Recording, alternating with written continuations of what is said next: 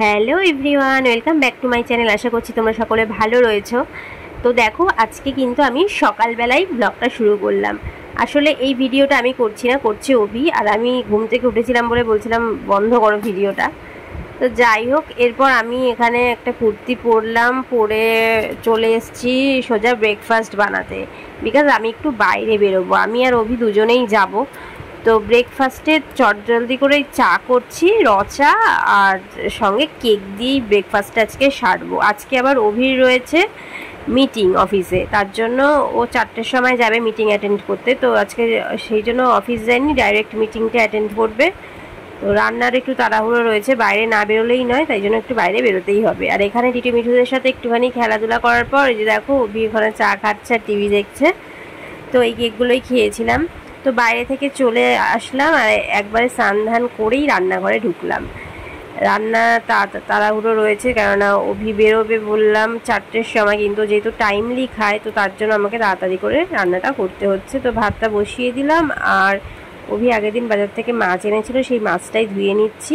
ওখানে অনেকগুলো মাছ রয়েছে, তো সবগুলো মাছ করব না, এই 4 পিসের মতো করবো, আর বাকিটা রেখে দিচ্ছি, অন্য কোনো একদিন করব। এখানে এনেছে হচ্ছে রুই মাছ। তো আমরা বেসিক্যালি রুই নয়তো কাতলাই দুটোই খাই খেলে। তো এই মাছটা ভালো করে ধুয়ে বেছে নিলাম। আর ওখানে দেখো কটা ভেটকি মাছও রয়েছে। আমরা বাইরে বেরিয়েছিলাম, তো কিছু ভেটকি মাছের কাটা আর কিছু ভেটকি মাছও আমরা এনেছিলাম ওই ফ্রাই খাওয়ার জন্য। আসলে আমার ভেটকি মাছের কাটাটা ভীষণ প্রিয়, তো যখনই আমি দেখি তখনই সেটা কিনে নিই। এই মাছটা পটল আর আলু দিয়ে ঝোল হবে। আর যেহেতু এটা করতে টাইম লাগবে, তার জন্য আমি অভিকে এখানে মাছ ভাজা দিয়ে দিয়েছি। আর আমাদের বাড়ির থেকে আগের দিন ইলিশ মাছ পাঠিয়েছিল, দই ইলিশ। তো সেটা আর হচ্ছে ওর মা ওখানে দিয়েছে পুঁই শাক চিংড়ি দিয়ে, সেগুলো দিয়ে ও খেয়ে বেরিয়ে গেল অফিসে। তারপর আমি এলাম মাছের ঝোলটা করতে। এই আলু আমরা সেপারেট হয়েছি তা প্রায় 3 বছর হতে চললো। আমার মনে হয় যখন দুটো মানুষের মেন্টালিটি ম্যাচ করে না, তখন সেখান থেকে নিজেকে সরিয়ে নেওয়াই ভালো। ঠিক সেরকমটা কিন্তু আমিও করেছিলাম। তো অনেকে অনেক রকম কথা বলেছিল, তো তাদের কথায় জাস্ট পাত্তা না দিয়ে নিজে যে মন যেটা ভালো মনে করেছিল, যেটাতে সায় দিয়েছিল, ঠিক সেটাই করেছিলাম। এবং কিছু অপদার্থ মানুষদের দেখিয়ে দিয়েছিলাম যে আমরাও কোনো কারোর থেকে কম নই, আমরাও নিজেদের যোগ্যতায় নিজেদের মতো করে বাঁচতে পারি, বাঁচার অধিকার রাখি। আর আমার কাছে কথা হলো, যখন তোমার কাছে অপশান থাকবে তখন তুমি সেই অপশানটার সঠিক ইউটিলাইজ করবেই বা না কেন। ঠিক সেরকমটা আমার কাছে সব রকম অপশান রয়েছে সেপারেট থাকা, খাওয়ার। তো আমি কেন সেটাকে ইউটিলাইজ করব না। তো যাই হোক, এখানে দেখো আমার মাছের ঝোল কমপ্লিট হয়ে গেছে। তো নামানোর আগে একটুখানি শাহি গরম মশলা দিয়ে নামিয়ে নিলাম। আর এখানে একটা বাটির মধ্যে ঢেলে নিচ্ছি, না তো এই আয়রনের কড়াই থেকে আয়রন উঠতে পারে।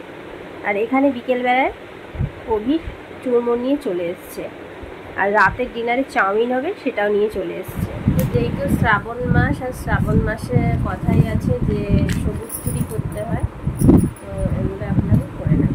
শ্রাবণ মাস হলো মহাদেবের জন্ম মাস, তাই এই মাসটাকে অতি পবিত্র বলে মানা হয়ে থাকে। আর সবুজ রং হলো মহাদেব এবং মাতা পার্বতীর ভীষণ প্রিয় একটা রং।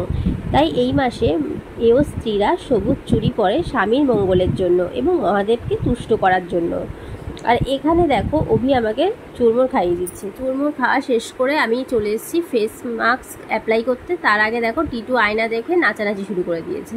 তো এখানে আমি এম ক্যাফিনের এই কফি ফেস মাস্কটা ইউজ করে নিচ্ছি। এটা কিন্তু ফেস প্যাক, এটা আমি ব্রাশের সাহায্যে ইউজ করছি। আর এটা ভীষণই ভালো অয়েলি টু কম্বিনেশন স্কিনদের জন্য।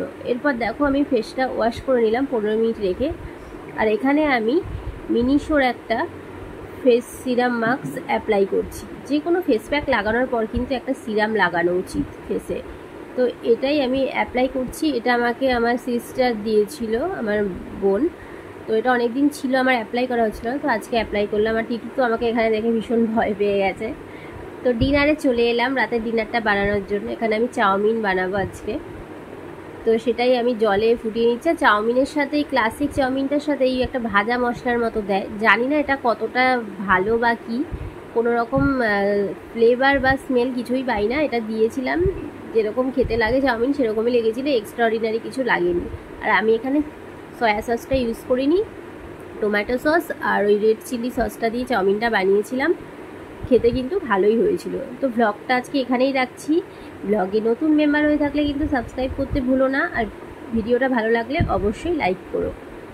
তো দেখা হচ্ছে আবার নেক্সট ভিডিওতে। ততক্ষণে তোমরা সবাই ভালো থেকো, সুস্থ থেকো।